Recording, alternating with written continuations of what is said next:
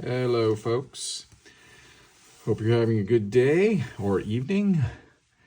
Thought I would take a moment and walk through this copy of Tales to Astonish, number 80. And when we get to the end of the video, we can see if we agree on grade. So stay tuned, and I'm going to give this thing a grade at the end, and you can see if you agree with me. Beautiful Gene Colan cover here. You can tell there's quite a few spine stresses. Staples are sort of, a little ragged around the edges there. There's some just a slight tear up here at the spine. There's some creases over here that kind of go well into the cover.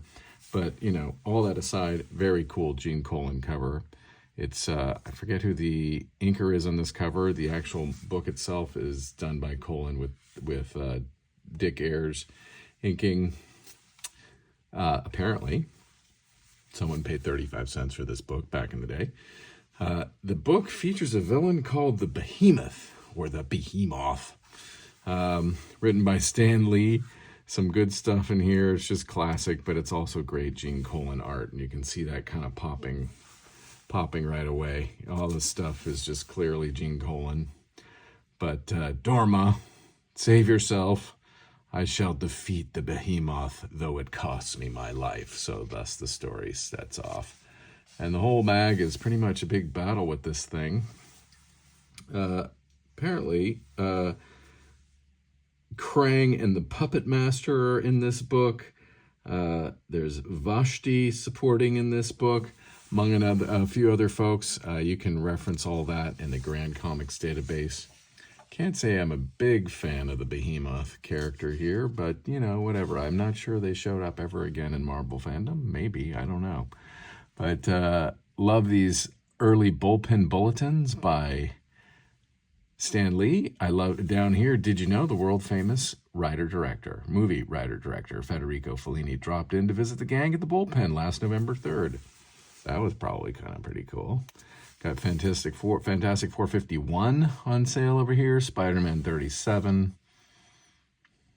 Sergeant Fury 30, etc., etc. This is from June 1966, I believe. What do we got? We got the Polaris nuclear sub, of course, right? Very common ad from back in the 60s. More of the Behemoth. He broke the iron bars with one forward lunge as though they were made of seaweed. Classic Stan Lee. Gotta love it. More going on here. That's kind of a cool panel. Gene Colan would do panels like this frequently. I love this. It's some sort of undersea disturbance. More violent than any ever recorded before recorded. Thank you, Stan, for that. And of course, this would not be a mid-60s Marvel mag if it were not for the ad for Grit magazine. Page quality is pretty good throughout. It's kind of off-whitish, I would say. Maybe a little tan up here in the cover. Let's just quickly go back to that.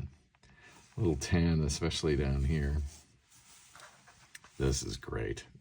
That's just such classic Colan art. You can see in the way he, does his shading. I'm kind of curious how that worked with the penciling and the inking there. I mean, with Palmer really would accentuate a lot of his shading and shadows. Like up here, Palmer might have done something like that, but I got to believe a lot of that was on the original pencils.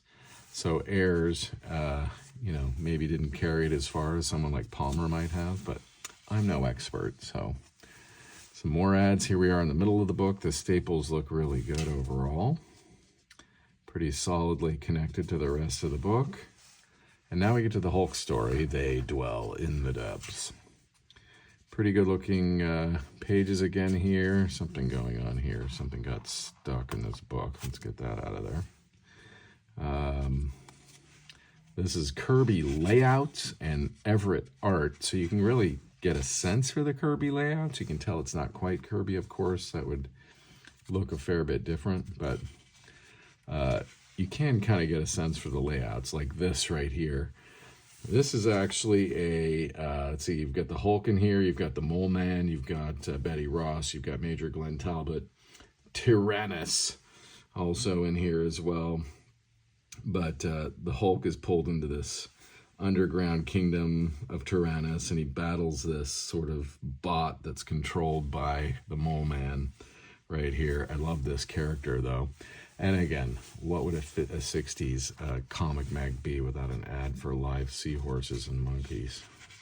Or learning how to play the guitar. Another classic. Yeah, some kind of cool panels here. I wonder what... Now, that's a great page. I mean, if we had the original art to this page, that would probably go for quite a bit, I would imagine. Getting back more into the ads here. Here's the Mole Man. By the Mole Man's command, let the Octosapien come forth. Ah, the Octosapien. Perfect. Here's some mail. Something that's kind of fun in this magazine. I am currently sitting in this town in California recording this. So that's what I got to think. That's like one of the first times I've ever seen Los Gatos mentioned in a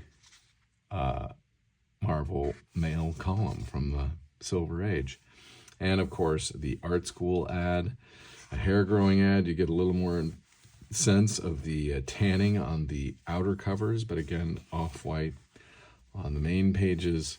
And the back cover looks pretty solid overall, given the grade of, I'm going to say VG minus on this one.